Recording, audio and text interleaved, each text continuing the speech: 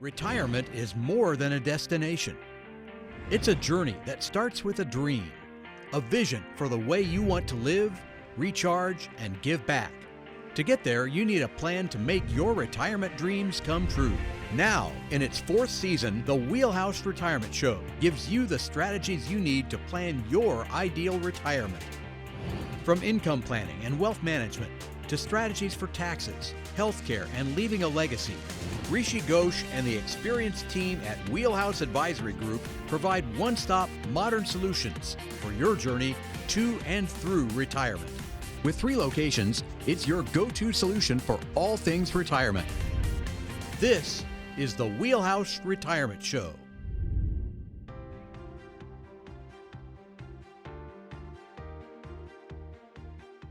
Here today with Rishi Ghosh and Andrew Briesacher of Wheelhouse Advisory Group. Great to be with both of you. And we like to spend a little bit of time checking in on the family. And Rishi, I'm gonna defer to you on this one. How are the girls doing? Little Naya is growing up really, really fast.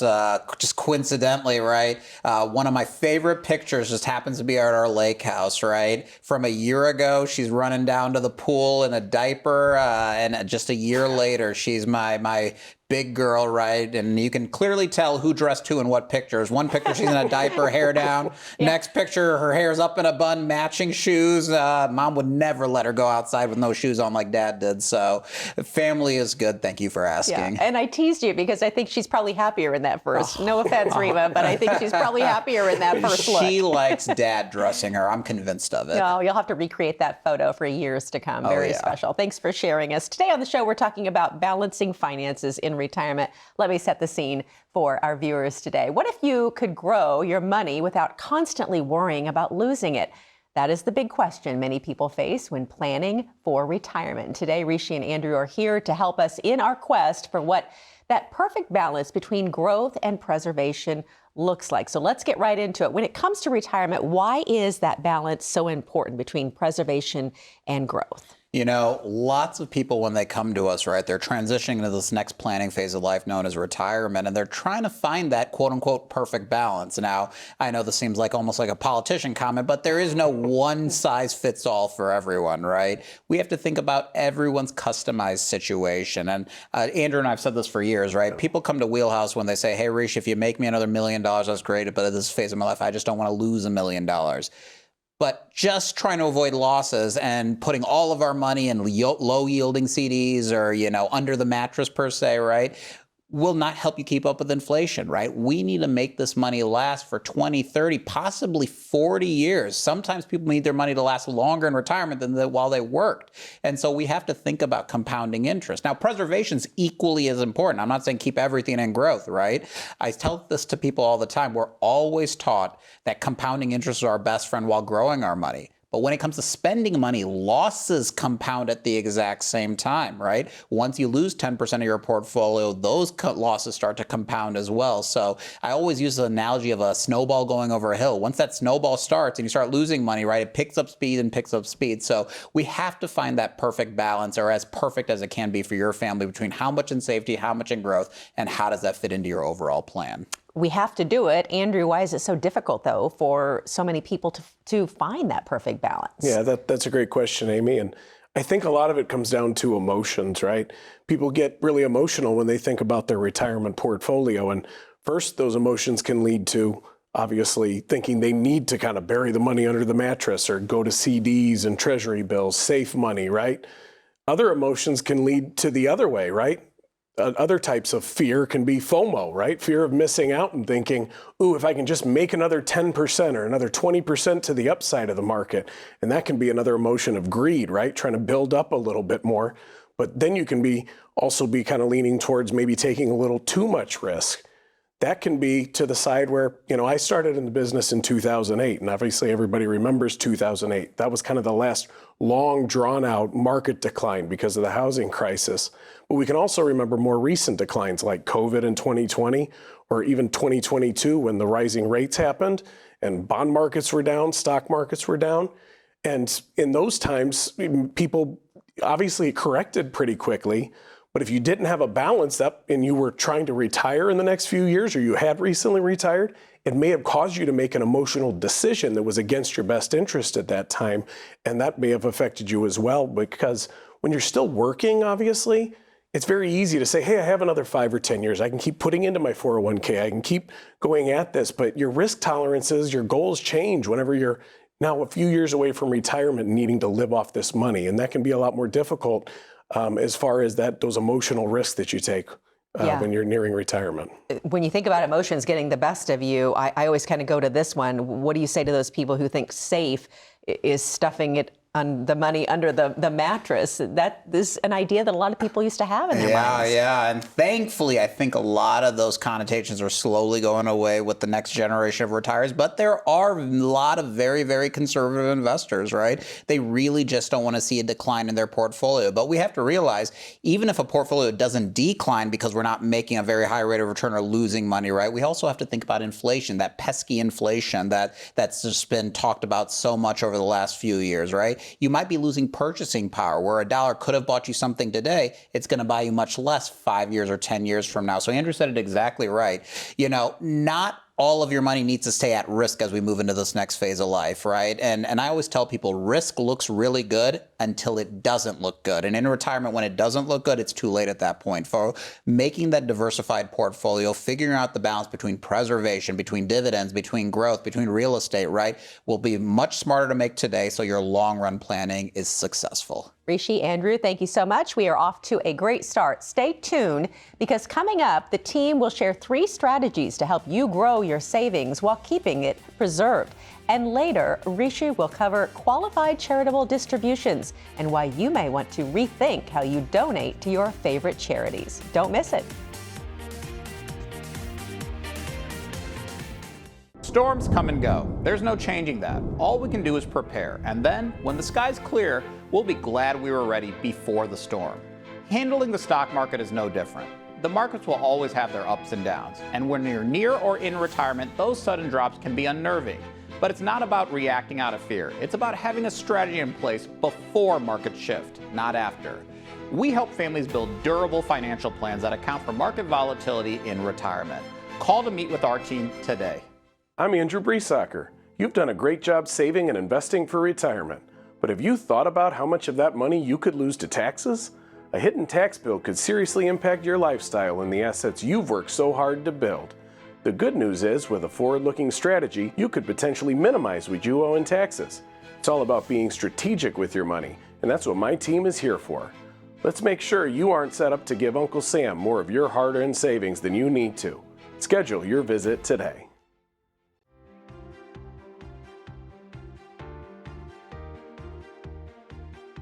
Welcome back to the Wheelhouse Retirement Show. Earlier, we talked about the importance of balancing growth and preservation, but what are some ways to do it? That's what Rishi and Andrew are back here to explain. And let's start with you, Rishi. Let's get right into it. Kind of break it down for us. When we talk about strategies for anything in retirement, it can be complex, but what does it look like when trying to find that balance between growth and preservation?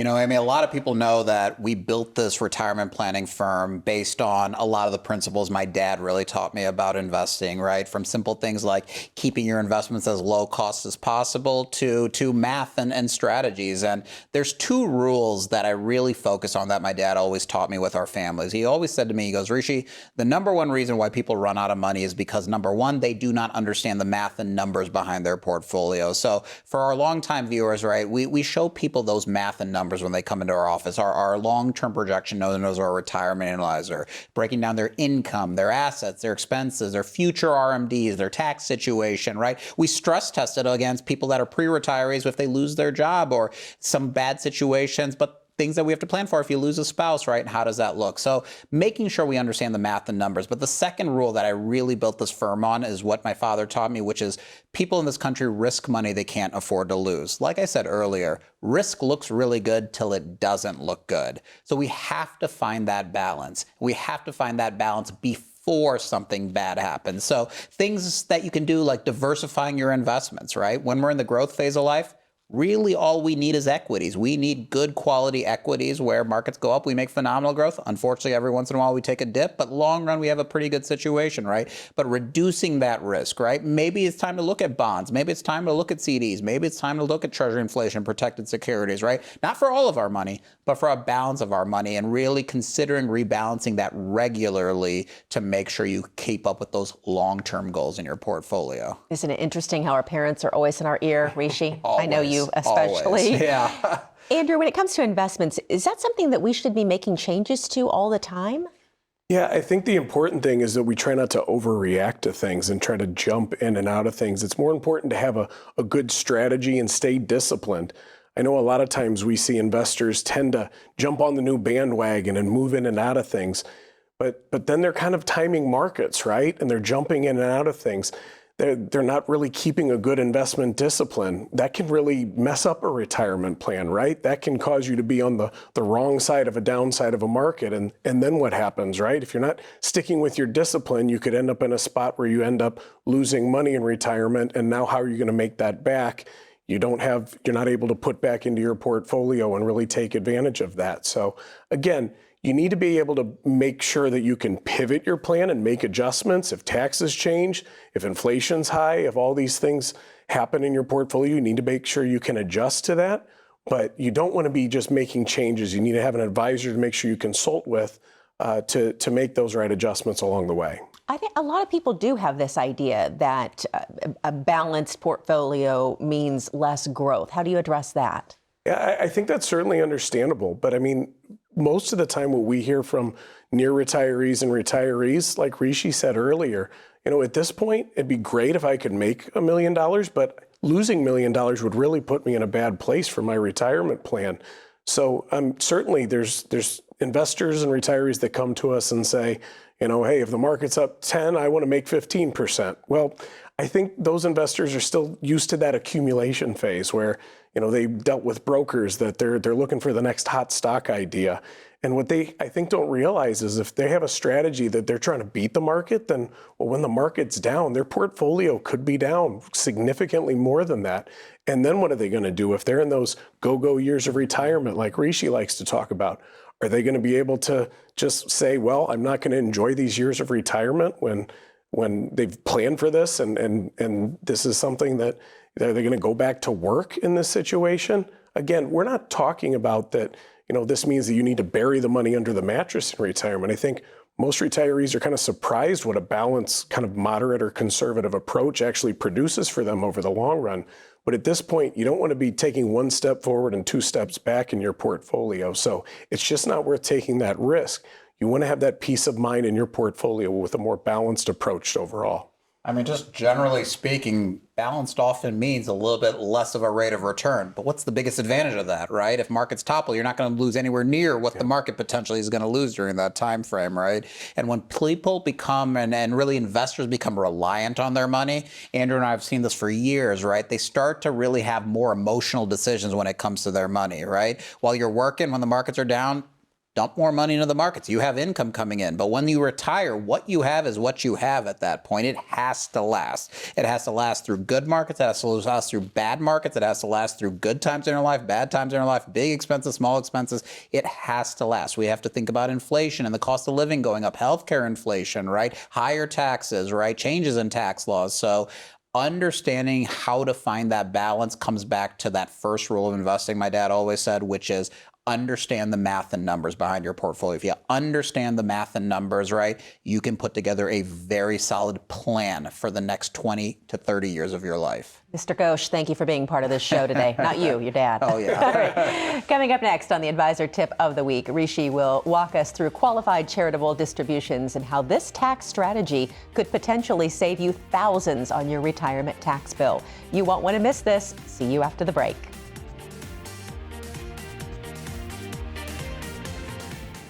Did you know taxes could be your biggest expense in retirement? No one can avoid taxes completely, but with the right strategies in place, you could potentially reduce your tax bill in retirement. Having a plan to help protect your retirement savings from higher taxes could be more money in your pocket and less to the IRS. At Wheelhouse Advisor Group, helping people like you minimize your taxes in retirement is something we are truly passionate about. Call us today to learn about ways to possibly lower your taxes in the future.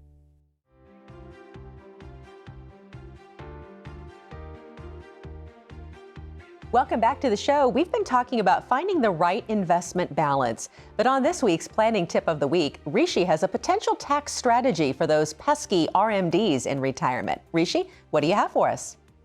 On this week's planning tip of the week, we're going to be talking about a tax strategy called a Qualified Charitable Distribution. Most retirees I meet with want two things. First, they want their money to last. Second, they want to leave a lasting mark on their family, their community, and perhaps their favorite charity. Now, what if I told you there's a tool that can do both? It can reduce your taxes and support causes close to your heart.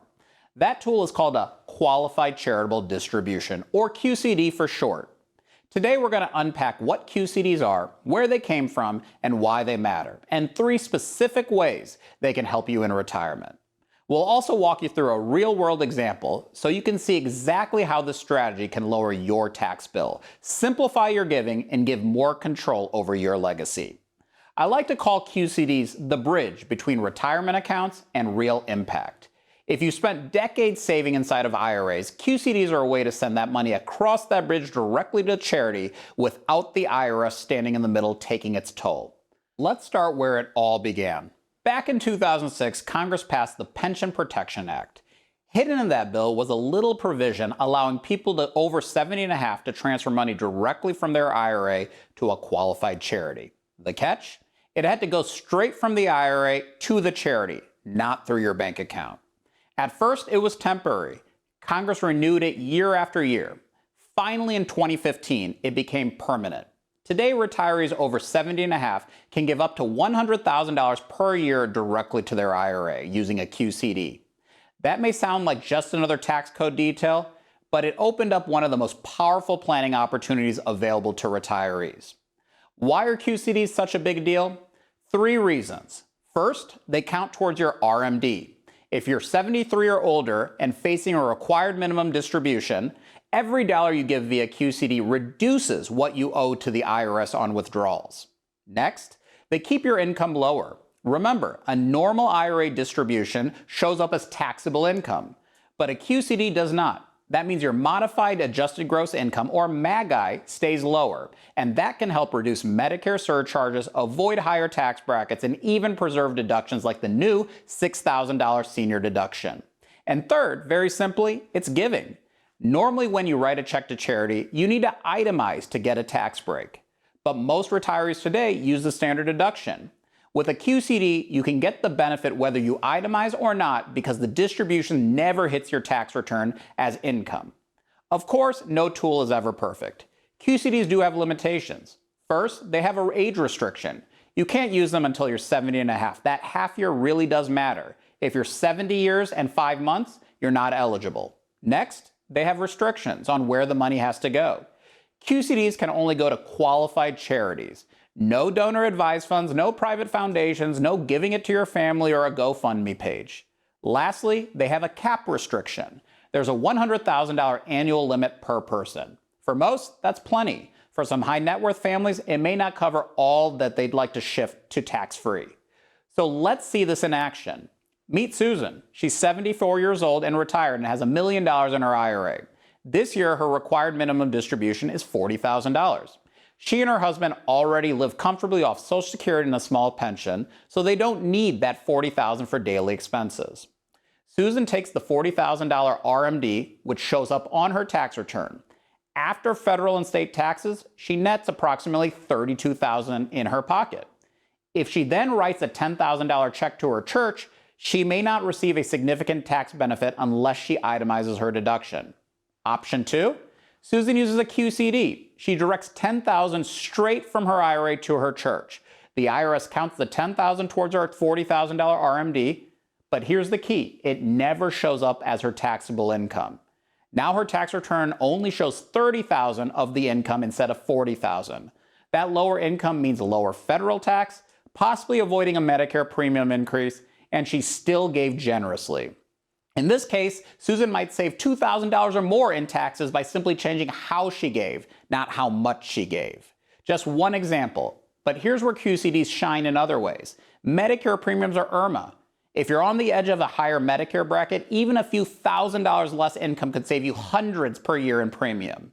Next, standardized versus itemized deductions. Since QCDs work whether you itemize or not, they're a tax benefit even for retirees who don't track every charitable dollar.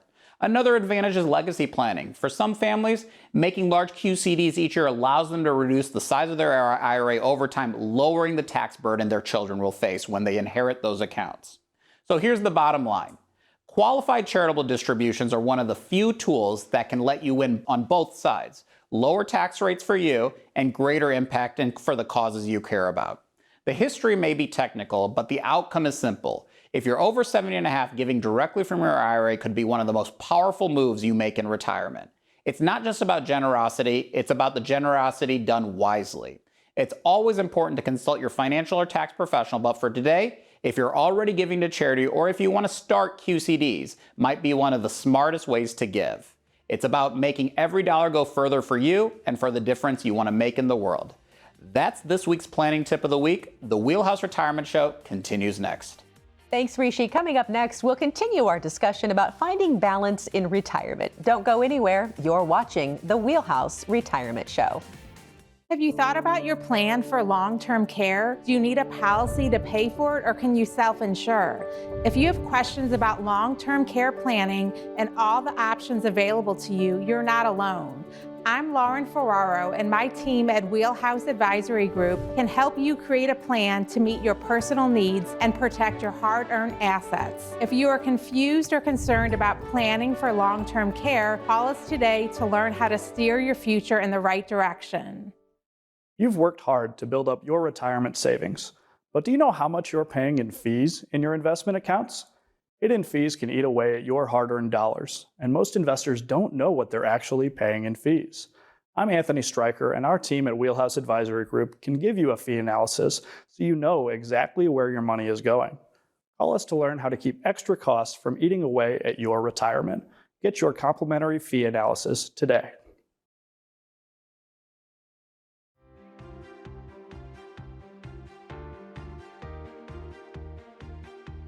Welcome back to the Wheelhouse Retirement Show. We've been discussing the critical need for balance in your retirement plan, and I'm joined once again by Rishi and Andrew. And I think that the question a lot of us think after we've covered all of this on the show today is, once I find that balance, is the work done? Can we say that? No, I didn't think so. For me, the work is never done, right? Especially in retirement. Asking for a friend. Right? You know, life is never static. At least my life never is, right? It changes literally hourly and daily, like most people, right? But your financial plan should never be static either. It's one of the things that I see all the time where people, and really the self-managers that may watch the show and come into the office, right? They may have set investments 10 years ago, 15 years ago, and they may have done great for 10 or 15 or 20 years, right? Sometimes longer. But then they're scared or unwilling to change their plan into this next phase of life now that they have to draw income or pay their own bills out of their accounts rather than coming from W-2 work, right? So not just thinking about investment rebalancing, but you also have to think about your income rebalancing as well, right? You have to change your income plan as necessary.